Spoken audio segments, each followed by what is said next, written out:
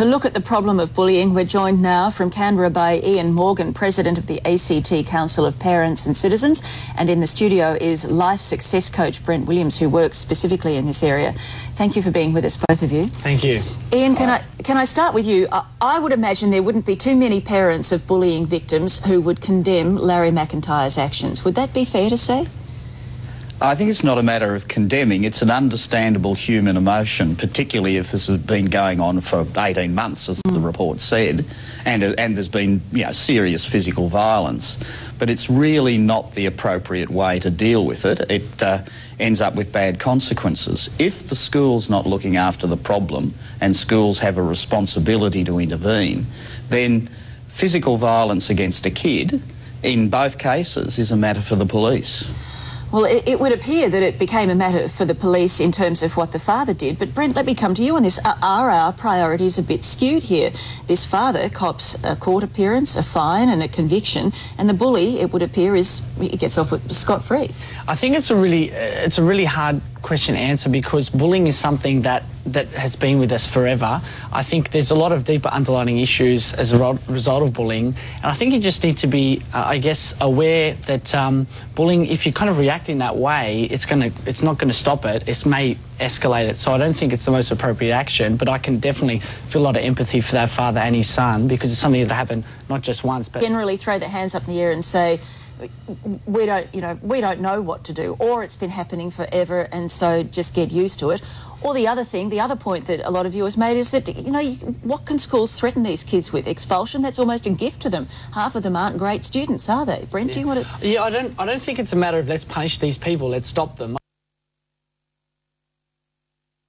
There's a lot of underlying issues of why people bully, and I think that if you can, with the thousands of teenagers that I work with right around the world, I think the biggest thing I've found is that people don't realise the dramatic impact that bullying has, not just on the immediate term but on long term. People carry these emotional scars for their whole lives, and they become parents as well, and they have all these things that happen to them. People saying, oh, you're fat, you're stupid, you're an idiot. These are things that, while it might be a verbal abuse and it's something that's short term, it can have a long time mental scars. And I think if teenagers are aware of this, if they're aware that what they're doing, the massive impact it has, Do you think bullies care, Brent? Really? The more impact they have, the more they revel in it, surely. I would say that around 80 to 90% of bullies, I don't think it's that harsh. I think the 10% category, I think definitely. But I think there's a lot more reasons to it. And what I've found is, with working with teenagers, is that everybody, I guess, they need a certain need, whether it's love, whether it's connection, whether it's significance. If people aren't getting it at home, then they'll find somewhere else. And I think that's a lot of the reason and the cause of why people bully, is that they need that certain feeling of power or significance over somebody else. OK, Ian, we have to wrap it up. I know that you lost us for a moment there, but final word from you. Well, look, I think the practice in schools is very variable. When you get good practice, you know that schools can make a big difference. I can give you a personal experience of one of my children who was being bullied. I rang the school, spoke to the year coordinator. The year coordinator was very proactive, said, I won't tolerate this, and I have to say it stopped. I don't know what he did. I don't want to know what he did in a sense, but he certainly stopped it completely.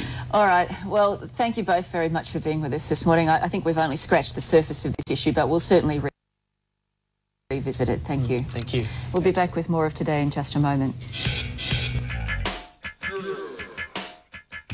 To become a success. Tomorrow's Youth International is an Australian organisation committed to filling in the gaps in teenagers' education by empowering them with the essential life skills they need to succeed in the real world. In one action-packed weekend, teenagers will learn such skills as goal setting, motivation, communication skills, leadership, money management, career success, and much more. Please call 1300 732 782 to reserve your place for this life-changing event.